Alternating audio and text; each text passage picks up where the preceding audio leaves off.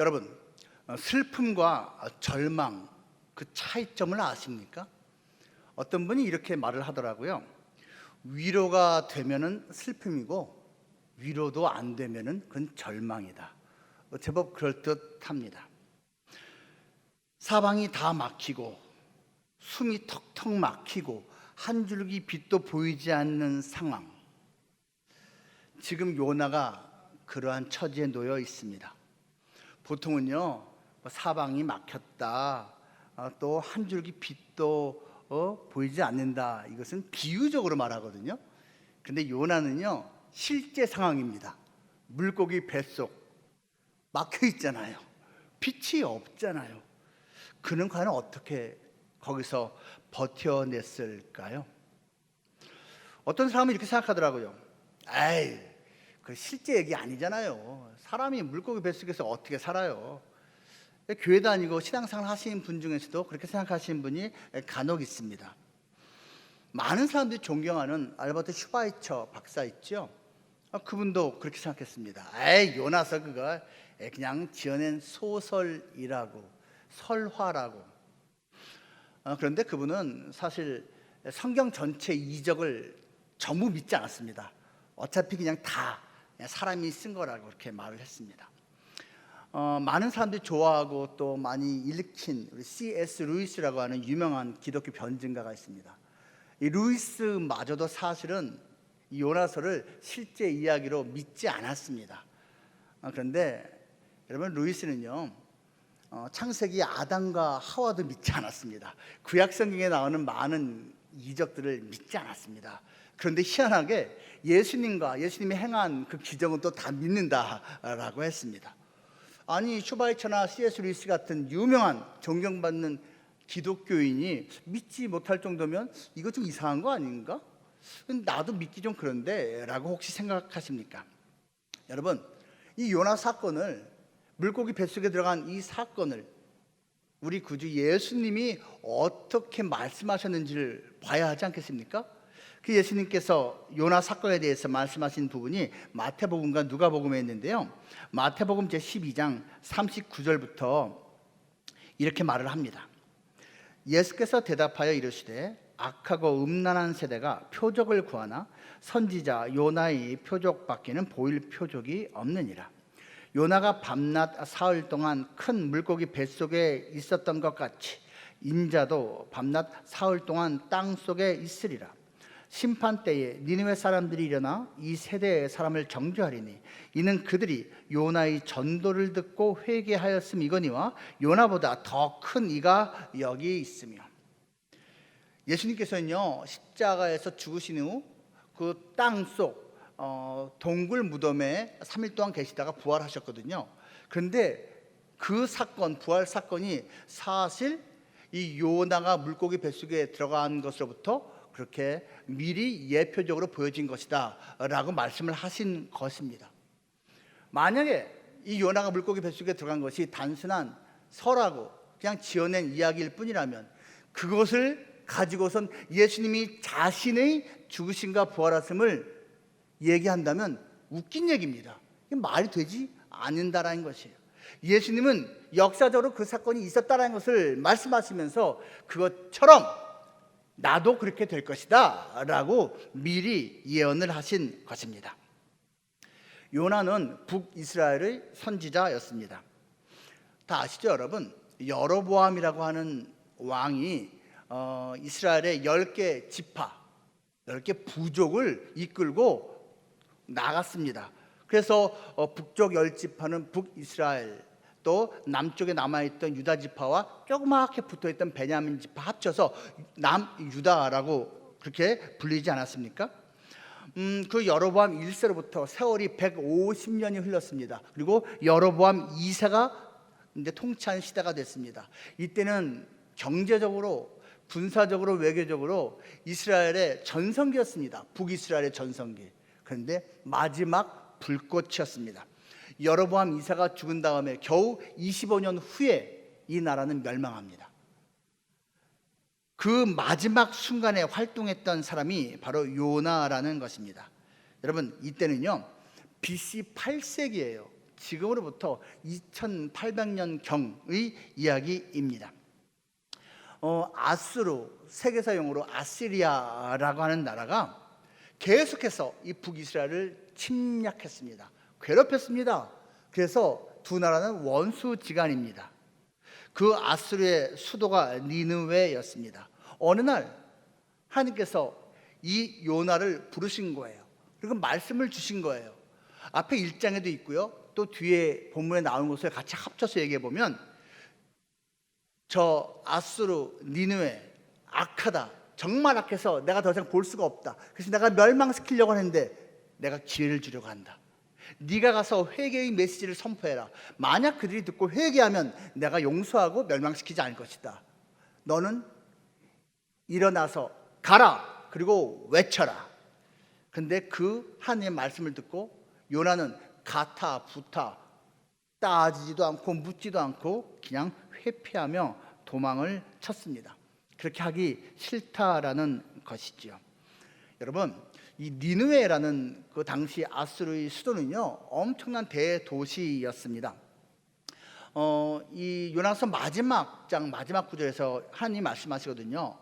좌우를 분별할 줄 모르는 그러한 남녀가, 그러한 어린아이 같은 사람들이 니느웨에 12만 명이나 있다라고 했습니다. 진짜로 어린아이가 12만 명이 있을 정도면 어른 포함하면 한 6, 70만 명 되는 도시였고요. 그냥 비유적으로 좌우를 분별 못하는 그러한 어리석은 사람이라는 뜻으로 말한 것이라면 그것만 해도 12만 명. 여러분, 결코 고대에는 적지 않은 그러한 대성읍이었습니다. 이 니느웨의 위치가요, 우리 대한민국 사람들에게는 제법 익숙한 곳입니다. 이라크 북부에 모술이라는 지역이 있거든요. 그 모술 그 지역에 우리나라에서 파견한 자이툰 부대가 있습니다. 이라크에 파견되어 있는 우리 젊은이들 그 부대, 자이툰 부대가 사실 옛 니느웨 근처에 지금 주둔하고 있는 것입니다. 지금도 그곳에는요, 요나 무덤이 있다고 합니다. 그리고 요나 언덕이라고 불리는 곳이 있다고 합니다. 역사대로 정말로 요나가 방문했던 것이 틀림없는 것 같습니다. 이 요나는 하나님을 매우 잘 알고 있는 사람이었습니다. 하나님과 아주 밀접한 사람이었어요. 선지자니까요. 그런데 선지자 중에서도 하나님과 직접 대화가 가능한 대단히 하나님과 가까운 사이였습니다. 1장 1절에서 말하잖아요. 하나님의 말씀이 요나에게 임했다라고 말을 합니다. 그리고요, 1장 9절 말씀 보세요. 이렇게 말합니다. 그가 대답하되 나는 히브리 사람이요 바다와 육지를 지으신 하늘의 하나님 여호와를 경외하는 자로라 하고, 바다의 폭풍 가운데 위기 상황에 놓인 요나가 그 같이 있던 사람들에게 자기를 소개하는 장면입니다. 보세요. 요나는 하나님의 능력, 하나님의 권위를 제대로 알고 있습니다. 그 당시 고대사에서는요, 지역신 개념이거든요. 어느 나라 어느 민족의 신, 또 하늘의 신 따로, 바다 신 따로, 육지 신 따로였어요. 그런데 지금 이 요나가 무엇을 말합니까? 나는 하나님을 경외하는 자인데 이 하나님이 하늘을 만드시고 땅을 만드시고 바다를 만드신 창조주시라고 말합니다. 하나님에 대해서 잘 알고 있습니다. 그리고 4장 2절에서 요나가 하나님께 따지듯이 이렇게 말하는 장면이 나옵니다. 여호와께 기도하여 이르되 여호와여 내가 고국에 있을 때 이러하겠다고 말씀하지 아니하나이까. 그러므로 내가 빨리 다시스로 도망하였사오니 주께서는 은혜로우시며 자비로우시며 노하기를 더디하시며 이내가 크시사 뜻을 돌이켜 재앙을 내리지 아니하시는 하나님이신 줄을 내가 알았음이니이다. 하나님의 성품에 대해서 정확히 합니다. 하나님의 은혜 가득, 인애로우신 분, 그리고 노하기를 더디하시며 회개하는 자, 용서하시는 분, 자비가 크신 분이잖아요 라고 고백을 합니다. 하나님에 대해서 너무 잘 알고 있어요. 그런데 그는 싫었습니다. 자기에게 부여된 그 사명이 싫었던 것입니다. 하나님을 잘 알고 있지만 사실은 그 하나님과 통하기는 싫어했던 것입니다. 여러분, 하나님을 알고 있어도요, 하나님의 마음을 헤아리지 못하면요 아무 소용이 없습니다. 요나서에 나오는 하나님의 마음은 은혜입니다. 그 니느웨 백성들을 향한 하나님의 은혜, 그리고 이 요나를 향한 하나님의 은혜입니다. 얼마 전 7월 17일에 타계한 제임스 패커라고 하는 세계적인 신학자 겸 목회자가 있습니다. 정말 주옥 같은 책들을 많이 썼는데요. 이분이 쓴 책 가운데 우리나라에서는 하나님을 아는 지식이라는 책이 베스트셀러가 됐습니다. 그 책에서 이렇게 말합니다. 하나님의 은혜를 아는 것이 하나님의 사람답게 사는 것이다. 하나님의 은혜를 모르면 또는 외면하면 이것저것 많이 알고 있다고 해도 하나님의 사람답게 살 수가 없다라는 것입니다. 그가 어떻게 하나님을 회피했습니까? 오늘 1장에서는 이렇게 말하고 있습니다. 1장 3절. 그러나 요나가 여호와의 얼굴을 피하려고 일어나 다시스로 도망하려 하여 욥바로 내려갔더니 마침 다시스로 가는 배를 만난지라 여호와의 얼굴을 피하여 그들과 함께 다시스로 가려고 배삭스를 주고 배에 올랐더라. 한 구절에 하나님 얼굴을 피했다라는 말이 2번 반복됩니다. 그리고 뒤에 10절에서도 그가 자신이 하나님의 얼굴을 피했다라고 고백한 장면이 또 나옵니다. 하나님의 얼굴을 피하다라는 이 표현이 성경 어디에서 가장 먼저 언급됩니까? 창세기입니다. 창세기 제3장, 소위 타락장입니다. 아담과 하와가 하나님께서 금하신 그 선과 악을 알게 하는 나무의 과실을 따먹습니다. 불순종합니다. 그리고 어떻게 됩니까? 하나님의 낯을, 얼굴을 피합니다. 하나님의 얼굴을 피하는 것은 결국 죄가 그 가운데 있다라는 것을 보여주는 가시적인 증거인 것입니다. 이 요나는 그 하나님의 얼굴을 피하고 피했습니다. 방금 읽은 1장 3절 말씀 보면요, 요나가 욥바로 내려갔습니다. 욥바는 지금도 있는 이스라엘의 항구입니다. 요나가 지금 살고 있던 곳에서 남서쪽으로 내려갔습니다. 그리고 배에 올랐답니다. 번역을 올랐다라고 했지만 히브리 원어로는 내려갔다입니다. 배에 내려갔습니다. 그리고요, 조금 더 내려가면요, 5절 말씀에서 그 배 밑층에 요나가 내려갔습니다. 그는 내려갑니다. 하늘에 계신 하나님의 입장에서 보세요. 요나가 자기 말을 회피해서 도망칩니다. 항구로 내려갑니다. 배로 내려갑니다. 배 중에서도 가장 밑창으로 내려갑니다. 멀어지는 거예요. 도망치는 거예요. 그리고 더 이상 내려갈 수 없으니까 5절 말씀, 깊이 잠들었습니다. 현실을 외면하는 겁니다. 의도적으로 무시하는 것입니다. 불순종하는 요나. 앤드류 머레이라고 하는 개혁주의 신학자 겸 목회자가 있습니다. 그분이 이런 말을 했습니다. 순종은 하나님의 뜻을 아는 것이 아니다. 순종은 그것을 인정하는 것도 아니다. 그것을 행하려고 마음 먹는 것도 아니다. 순종은 오직 하나님의 뜻을 행하는 것이다. 순종해야지. 당연하지. 이거 아직 순종한 거 아니에요? 순종하면 이렇게 기쁜 거구나, 좋은 거구나. 그러면 순종을 내가 해야겠다 라고 의지를, 마음을 먹는 것도 아직은 순종한 게 아니에요. 행할 때 순종한 것입니다. 순종엔 2가지가 있습니다. 불순종엔 2가지가 있습니다. 무지에 의한 불순종이 있고요, 의지에 의한 불순종이 있습니다. 무지, 몰라서 불순종하는 거예요. 바로 이 아수르 니느웨 백성이 몰라서, 하나님을 몰라서 그렇게 악행을 행했던 것입니다. 그런데요, 상대적으로 하나님을 알고 있다라고 하는 요나는 알면서도 자기 의지로 불순종을 합니다. 여러분, 무지에 의한 불순종은 정상 참작이 됩니다. 그런데요, 의지에 의한 불순종은요, 이거는 정말 악한 일입니다. 지금 요나가 그렇게 행하고 있습니다. 이렇게까지 도망하고 외면하고 회피하고 반항했는데 하나님은요 그를 포기하지 않습니다. 집요하게 따라오십니다. 일하십니다. 계속 부르십니다. 그리고 요나서 뒷부분에 보면요 계속 설득하십니다. 하나님은요 스케일이 커요. 큰 바람, 큰 폭풍을 동원하십니다. 그리고 큰 물고기까지 동원하십니다. 그 폭풍 가운데 배가 넘실넘실 깨질 것 같아요. 전복될 것 같아요.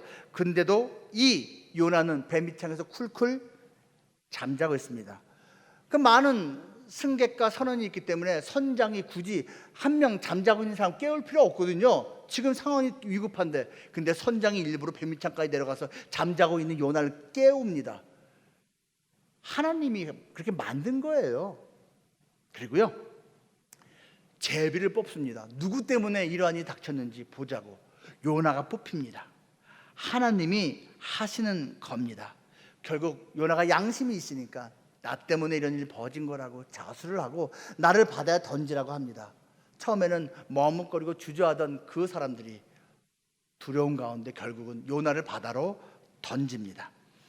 그리고 대기하고 있던 큰 물고기가 그 요나를 삼키고 맙니다.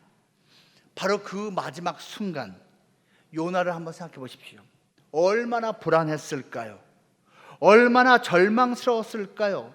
얼마나 큰 죄책감에 시달렸을까요?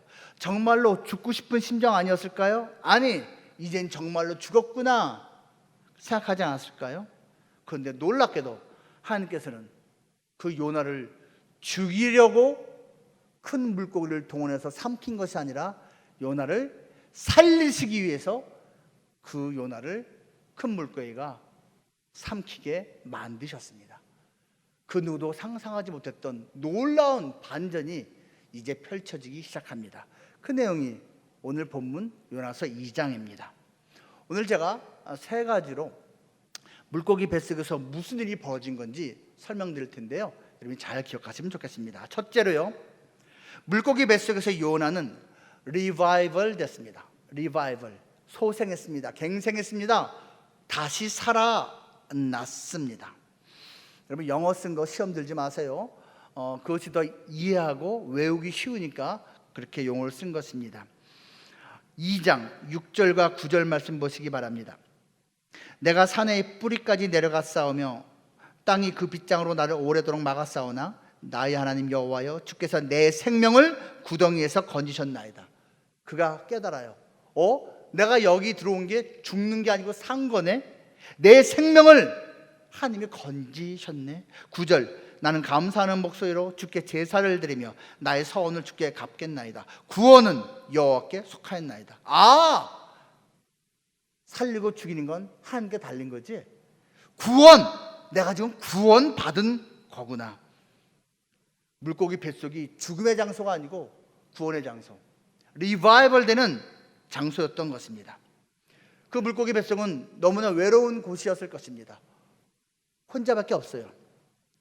그런데 혼자밖에 없기 때문에 사실은 하나님과 1대1로 독대할 수 있는 곳이었습니다. 오직 하나님밖에 남지 않은 그곳이 그때가 리바이벌 되는 때라는 것입니다. 요나가 바다에 던져질 때만 해도 그는 끝났다, 나의 삶은 이렇게 허무하게 끝나고 마는구나 라고 진짜로 모든 것을 내려놓았을 것입니다. 그런데 흔히 하는 말대로 나의 끝이 하나님의 시작입니다. 나의 끝이. 우리가요 인생을 살 때 뭐 건강의 문제, 재정의 문제, 관계의 문제, 이런저런 문제 때문에 크게 낙심되는 일, 절망스러운 상황을 맞이할 때가 있습니다. 그게 인생이죠. 근데 요 구석에 내가 믿음직한 의지할 만한 게 있으면요 죽어라고 하나님 찾지 않습니다. 지금 이제 상황이 이렇지만 사실 내가 아내 몰래 그동안 내가 주식 좀 이렇게 해서 부풀려 놓은 게 있지. 그거 팔면 되지 뭐. 지금 이렇게 됐는데 내가 남편 모르게 사실은 내가 그냥 우리 친정엄마한테 맡겨놓은 돈이 좀 이렇게 몇천 있지 뭐 이렇게 생각을 합니다. 그러면서 가장 간절한 모습으로 하나님 찾잖아요. 근데 하나님은요 그걸 다 아십니다. 그래서요, 그것까지 다 치워버리시고 하나님만을 붙잡도록 만드십니다. 왜? 그게 그를 위해서 필요한 것이기 때문입니다. 그 마지막 순간에 드디어 요나의 자기 의가 깨졌습니다. 자기 고집이, 자부심이 함께 끝나고 말았습니다. 바로 이 순간까지 요나는 이렇게 생각했습니다. 내가 이해할 수 없으니까 도대체 저 원수를, 저 니느웨 사람들을 하나님이 왜 용서하시고 살려주시는지 나는 이해할 수 없으니까 하나님이 틀린 거야. 여러분, 우리가요 가끔씩은 요나와 비슷한 생각을 합니다. 하나님이 이렇게 말씀하시고 성경이 가르쳐주는 것이 명확히 이렇게 있지만 내가 받아들일 수 없어. 나 이해가 안 돼. 이건 아니야. 내가 이해할 수 없으니까 이건 하나님이 틀린 거야 라고 생각을 합니다.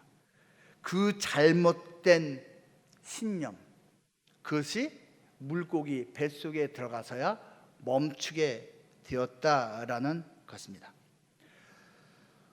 올해 2월에 김철성 담임 목사님의 설교 가운데요, 이런 내용이 있더라고요.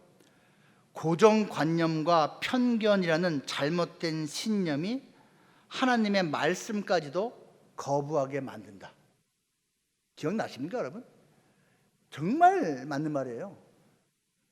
우리들의 고정관념과 편견이 얼마나 세냐 하면 자기 나름대로의 신념이 있어야 그것으로 하나님의 말씀이 보이는데도, 들려지는데도 외면합니다. 부인해버립니다. 거부합니다. 이게 우리 인간의 죄성이라는 것이에요. 우리는 과연 어떠합니까? 요나에게 오직 하나님밖에 남지 않은 그 물고기 뱃속에서 그는 뜻밖에도 리바이벌 됐습니다. 바로 2주 전에 우리 김 목사님의 설교 가운데 또 이런 표현도 있더라고요. 아무것도 할 수 없을 때 하나님이 역사하신다. 여러분, 내가 정말 아무것도 할 수 없을 때 하나님이 역사하시는 것을 체험해 보신 적 있습니까? 내가 뭔가 하려고 하는 것, 그조차도 아무 의미가 없는 그 순간에 하나님이 본격적으로 일하심을 체험할 수 있다는 것입니다. 물고기 뱃속은 가장 외로운 곳이었습니다. 가장 두려운 곳이었습니다. 그래서 오직 하나님만 붙들 수밖에 없었습니다. 그랬더니 리바이벌 됐습니다. 이것이 바로 하나님의 계획이었습니다. 둘째로, 물고기 뱃속에서 요나는 리커버리 됐습니다. 회복됐습니다. 리커버리, 회복. 여러분, 회복은요, 상황과 환경이 원래의 익숙하고 내가 좋아하고 편안했던 그 모습으로 돌아오는 것 이전에 영성의 회복입니다. 그 이전에 하나님과의 관계의 회복이 전제 조건, 기본 토대라는 것입니다.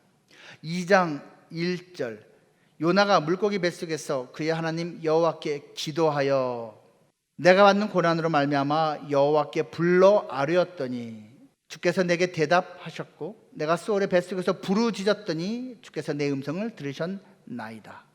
보십시오. 기도합니다. 기도도 그냥 기도가 아니고 울부짖었습니다. 여러분, 이 인생을 살다 보면요, 때로 울부짖으면서 기도해야 할 때가 있습니다. 모든 기도를 부르짖으면서 하라는 얘기가 아닙니다. 작은 또 묵상 다 좋습니다. 기도 괜찮아요.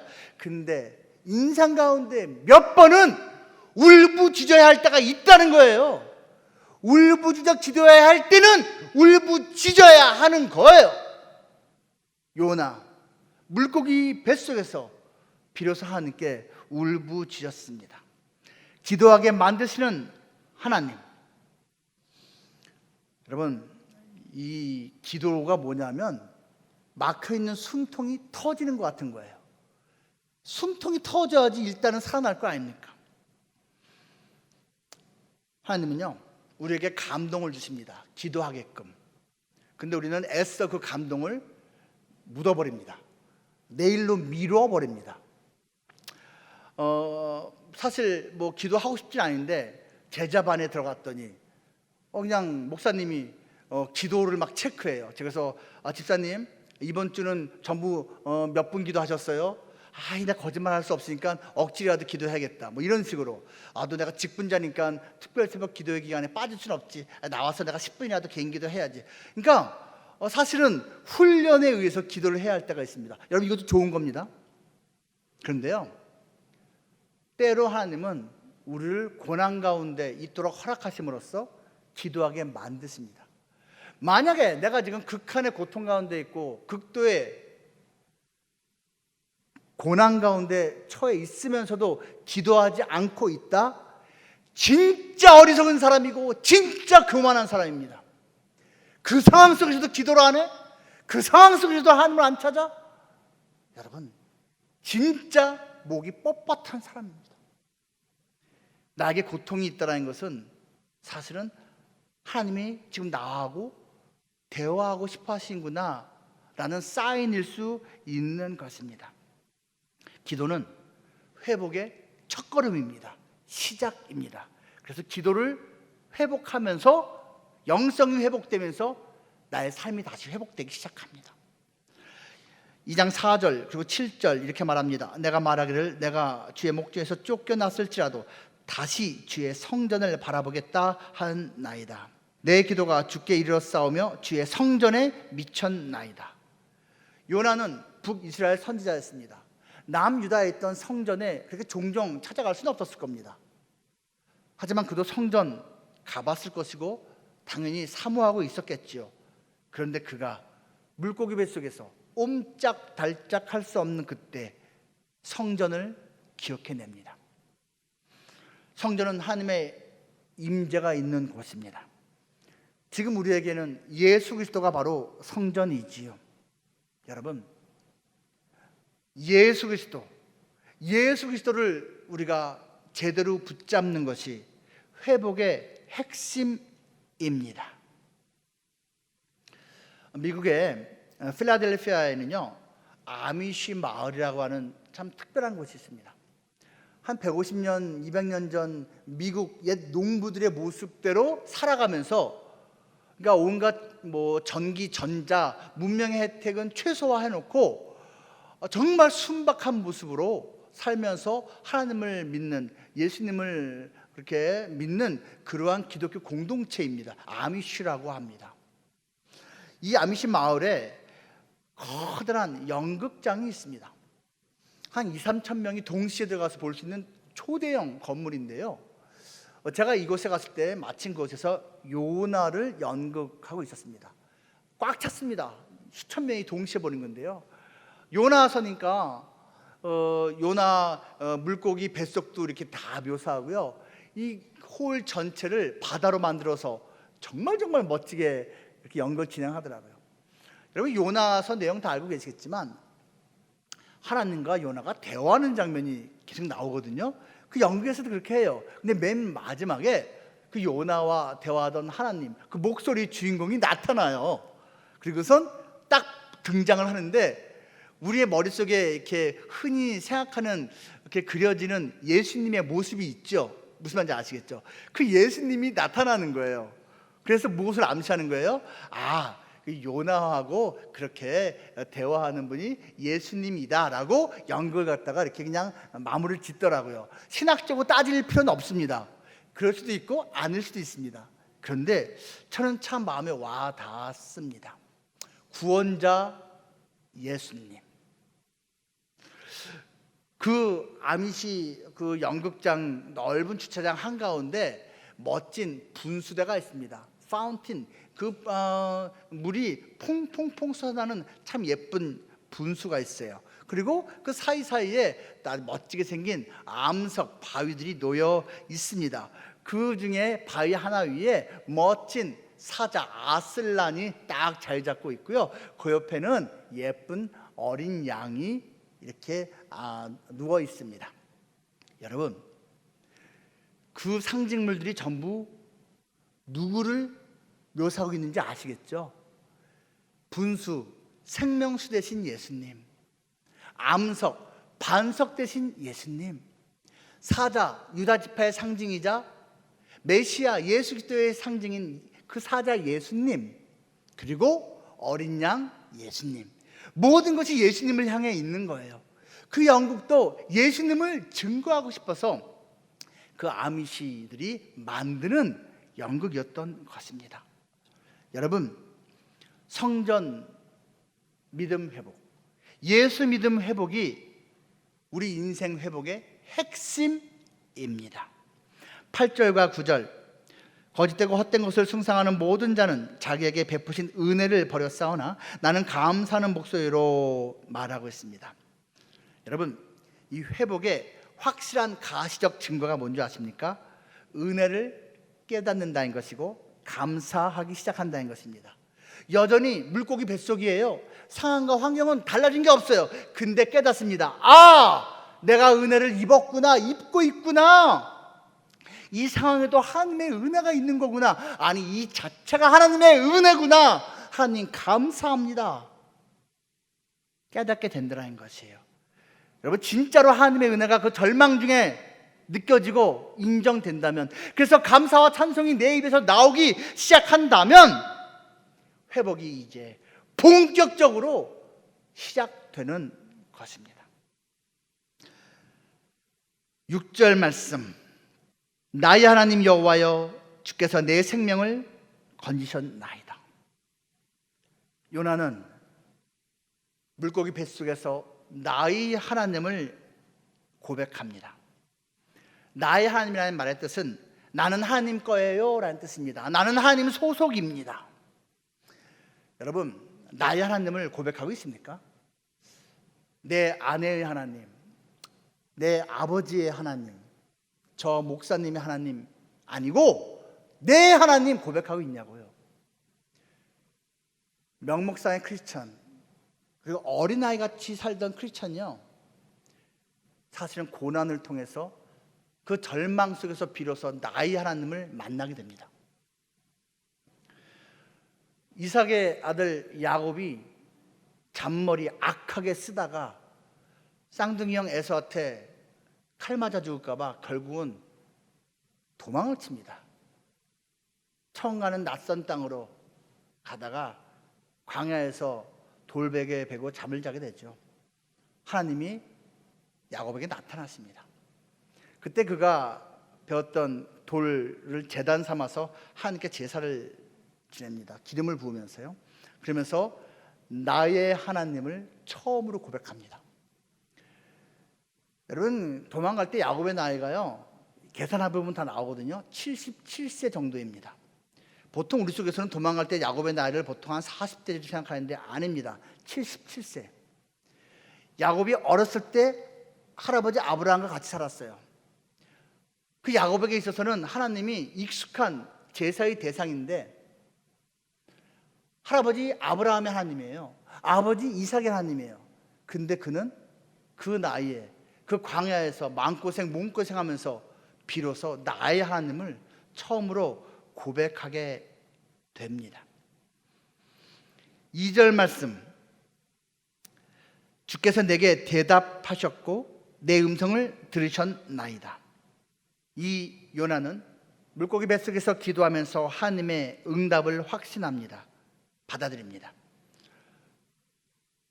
하나님하고 정말 가까이 지내게 되면요, 하나님이 나의 기도에 대해서 No, 안 돼 라고 하시는 것에 대해서도 알겠습니다 라고 대답하게 됩니다. No 라고 말씀하시는 하나님께 Yes 하게 된다라는 것입니다. 그게 회복의 또 증거가 될 수 있습니다. 그리고 9절 말씀, 나는 감사하는 목소리로 주께 제사를 드리며, 제사를 말합니다.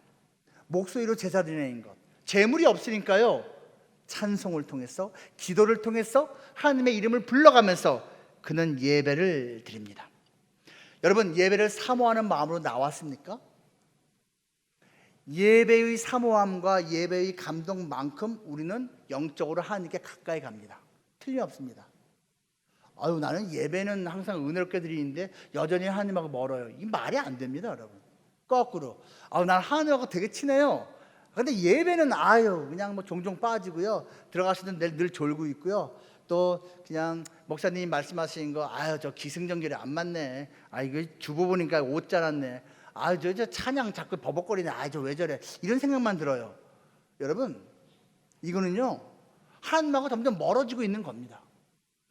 예배를 준비하는 사모하는 마음으로 나오고, 하나님, 목사님이 실수하더라도, 찬양팀이 버벅거리더라도 은혜 주세요, 하나님 함께 해주세요 하면 은혜 받습니다. 그리고 하나님께 가까이 가는 거예요. 예배와 하나님과의 거리는 같이 가는 것입니다. 지금 이 요나가 하나님 예배 드디어 회복하고 있는 것입니다. 이 시대에 전 세계적으로 가장 크게 쓰임받고 있는 멋진 목회자 가운데 팀 켈러라고 하는 미국 목사님이 있습니다. 정말 존경받고 큰 영향을 끼치고 있습니다. 이 팀 켈러 목사님이 미국에서 시작해서 지금 전 세계로 퍼지고 있는 그런 단체들이 있는데요. 이 한국에서는 제가 그 단체를 섬기고 있습니다. 그분이 쓴 책 가운데 방탕한 선지자라고 있습니다. 요나 이야기입니다. 이 방탕한 선지자의 부제 두 번째 제목이 뭔지 아십니까? 높아진 자 쉼표, 하나님을 거부하다입니다. 높아진 자가 하나님을 거부한 게 이 요나다라는 타이틀입니다. 그런데요, 그 높아진 요나를 하나님께서 낮추십니다. 어쭈, 네가 나를 피해서 계속해서 저기 내려가, 항구로 내려가, 배로 내려가, 그리고 미창으로 내려가. 그렇게 내려가는 거 좋아? 그래, 네가 바다까지 한번 내려가 봐라. 그래서 어떻게 만드셨는지 아십니까? 2장 6절 말씀에서 말하고 있습니다. 내가 산의 뿌리까지 내려가 싸우며, 하나님께서 물고기로 하여금 요나 확 삼켜서요 아예 그냥 그 바다 깊숙한 곳까지 내려가게 만든 거예요. 네가 그렇게 나랑 멀어지기 원한다면 진짜 네가 바다까지 한번 내려가 봐라 만든 겁니다. 높아진 그를 하나님이 낮추신 것이죠. 그런데 그곳에서 그는 드디어 회개하게 됩니다. 회개. 자기 삶이 자유로울 때는 그 자유로움을 가지고 도망쳤습니다. 하나님을 회피했습니다. 그런데 옴짝달짝 못하는 물고기 뱃속에 들어가게 되자 그는 더 이상 회피하지 못하니까 회개합니다. 그리고 그 회개가 바로 회복으로 이어진 것입니다. 이스라엘에서는요 이 요나서를 대속죄일에 낭독합니다. 이스라엘 달력으로 7월 10일입니다. 대속죄일이 뭡니까? 1년에 한 번 대제사장이 의복 갖춰 입고 그 제물의 피를 가지고 지성소, 지극히 거룩한 성소로 들어갑니다. 거기 뭐가 있죠? 율법궤가 있습니다. 그 율법궤 덮개 뚜껑을 시은소라고 하지 않습니까? 시은좌라고 합니다. 또는 속죄소라고도 합니다. 죄를 용서받는 곳이기 때문에, 은혜가 베풀어지는 곳이기 때문에 시은좌, 시은소라고 하는 것입니다. 거기에다가 제물의 피를 뿌립니다. 그러면서 용서해달라고 구하는 거예요. 대제사장 자신과 온 이스라엘 백성의 모든 1년 동안 지은 죄를 용서해 주십시오. 은혜로 덮어 주십시오. 그래서 요나서가 그 대속죄일에 낭독이 되는 것입니다. 요나, 그는 물고기 뱃속에서 또 무엇을 경험했을까요? 마지막 셋째로요, 물고기 뱃속에서 요나는 리미션 됐습니다. 리미션. 여러분, 리미션이라는 단어는요 사면이라는 뜻입니다. 대통령이 광복절에 특별 사면 누구, 일반 사명 2,000명 이런 식으로 해준 거 아시죠? 사면이 뭐예요? 용서한다는 뜻입니다. 이제 그 병이 완화됐다는 뜻이기도 하고요, 감형됐다 그런 뜻이기도 합니다. 그런데 이 리미션이라는 단어를 원래 영어 단어에는 그런 뜻이 없는데 우리 콩글리시적으로 해석해서 리미션, 다시 사명을 받다라고 우리가 해석을 하면 좋겠습니다. 용서받으면서 다시 사명을 받는 거예요. 사면 플러스 사명을 받는 것입니다. 물고기 뱃속은 가장 어두운 곳입니다. 불빛이 없죠. 그 어두운 곳에서 빛이 안 보일 때 역설적으로 요나는 사면받습니다. 그리고 다시 사명을 받게 됩니다. 요나서를 읽으면서 물고기 뱃속에 요나가 들어갔다는 스토리를 읽으면서 우리는 이렇게 생각하면 안 됩니다. 피노키오가 자기를 만든 할아버지하고 함께 이 고래 뱃속에 들어가서 막 사는 거예요. 그래서 그 고래 뱃속에서 집도 짓고 거기서 요리도 해먹고 이 등불 들고 환히 다니고 고래 뱃속이 넓으니까. 여러분, 이런 게 아니에요. 물고기 뱃속은요 정말 좁은 곳이에요. 외로운 곳이에요. 괴로운 곳이에요. 어두운 곳이에요. 여기서 오히려 그는 새롭게 용서받고 사명을 받았다라는 것입니다. 아까 말씀드린 그 방탕한 선지자라는 책에서 탱켈러가 이런 말을 또 합니다. 은혜, 하나님의 은혜를 깨달을 때 소명을 찾는다. 소명을 되찾는다. 여러분, 하나님의 은혜를 깨달으면요, 다시 찾으면요, 동시에 하나님을 향해서 뭔가 하고 싶습니다. 뭔가 소명을 얻게 된다는 거예요. 은혜를 깨달을 때, 내가 지금 이 불신 가정에 시집 온 이유가 있었지.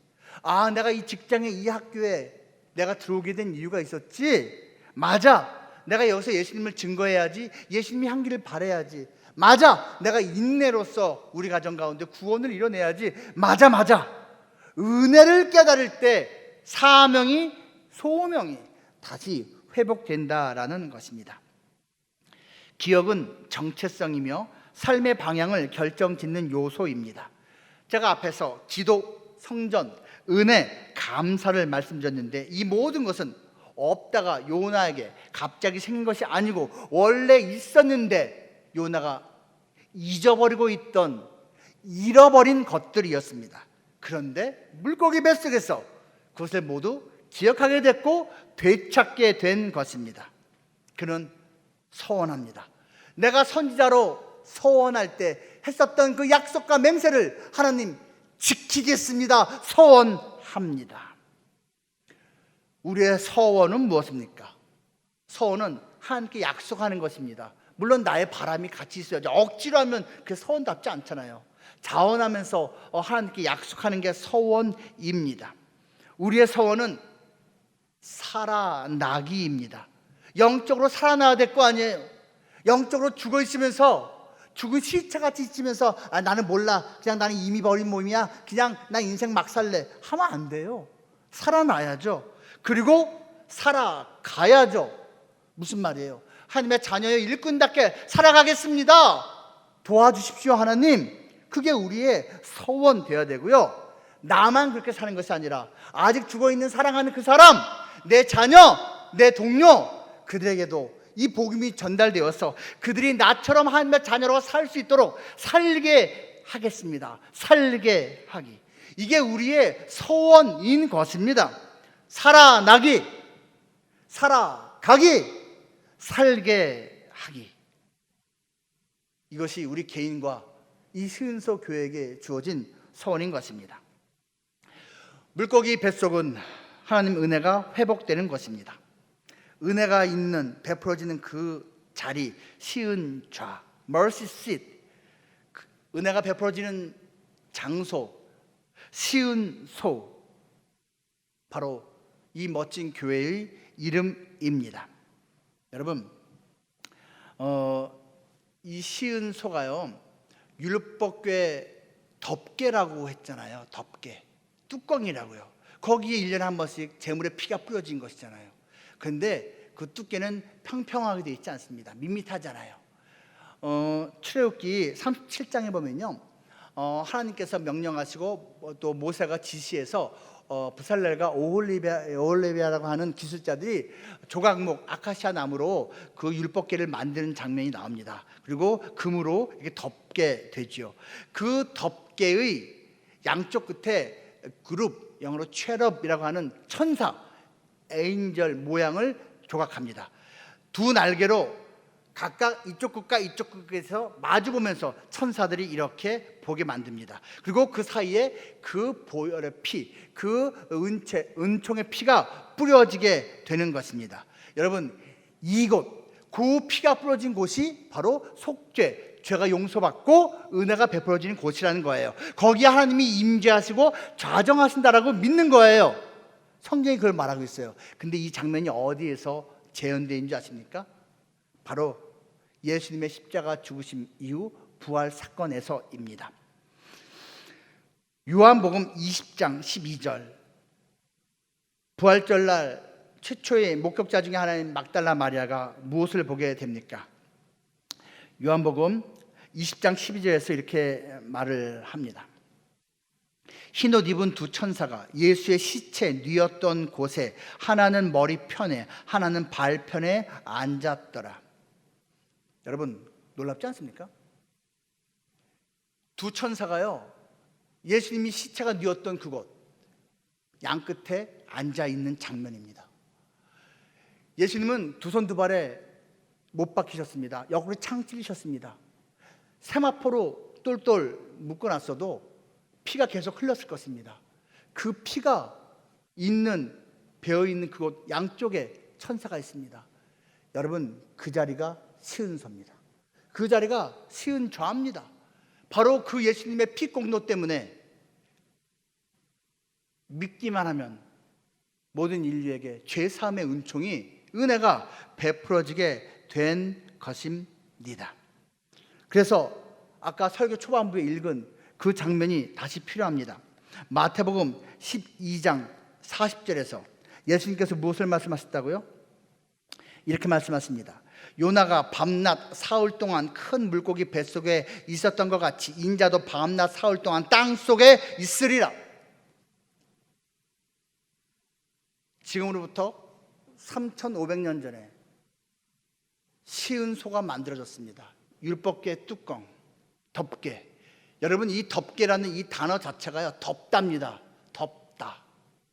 아까 제가 두 번째 리커버리 말씀드렸죠. 리커버, 다시 덮다는 뜻입니다. 죄를 덮는 거예요. 덮다. 그리고 그로부터 율법계로부터 750년 후에 요나 사건이 벌어집니다. 요나가 물고기 뱃속에 들어갑니다. 그리고 그로부터 또 다른 750년 후에 예수님이 그 땅속 동굴 무덤에서 부활하십니다. 이 세 가지가 모두 리바이벌입니다. 살아나는 거예요. 부활입니다. 그리고 리커버리, 덮어진 거예요. 회복이에요. 죄사함이에요. 그리고 리미션입니다. 용서, 사면받는 거예요. 그리고 사명을 받는 겁니다. 요나의 물고기 뱃속 사건과 예수님의 부활 사건이 사실은 그래서 예수님 말씀하신 그대로 이어지고 있는 것입니다. 그것을 제일 먼저 보여주신 것이 출애굽기에서 묘사하고 있는 시은소인 것입니다. 여러분이 바로 시은소입니다. 이곳이 바로 시은소입니다. 하지만 한편으로는 바로 요나입니다.